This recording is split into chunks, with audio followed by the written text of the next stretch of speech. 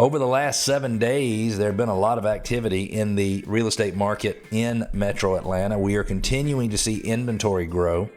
We are continuing to see signs of stress as a home seller in Metro Atlanta. First, we had 2,263 new listings hit the first multiple listing service in the last 7 days.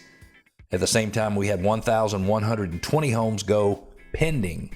So that means there were just about 1,100 more listings than pendings, which means inventory in Metro Atlanta grew by 1,100 houses, townhomes, and condos total in the last 7 days. We are continuing to add a little more inventory and a little more inventory and a little more inventory. During the pandemic, our month's worth of supply got down to 2 weeks, which means if you took all the properties that were on the market at that time and divided it by the number of sales in that market area over the last 12 months, there were 2 weeks worth of inventory. Today, single family detached, not the condos and townhomes, last numbers we looked at were 3.3 months, and condos and townhomes 3.9 months, almost going into balanced territory from a seller territory.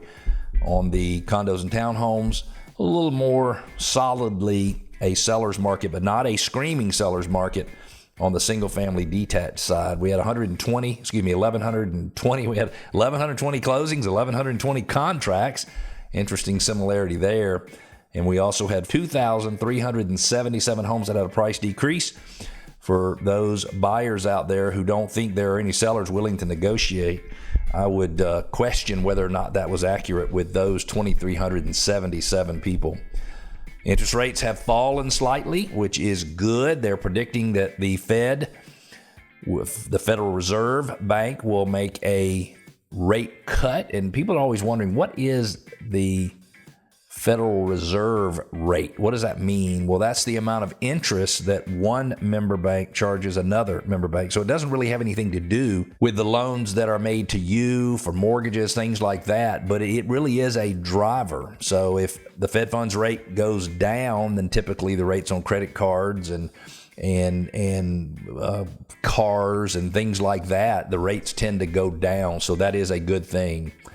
So people say, was it still a good time to sell? I say it is, especially if you have a unique property, meaning something that's very difficult for someone to get somewhere else. If you have a property that is average or less than average, I would say it's a little tougher to sell right now. My guess is that our rise in inventory will be somewhat temporary. As soon as interest rates start going down, my guess is there's a bunch of buyers who will get out there and start gobbling up properties.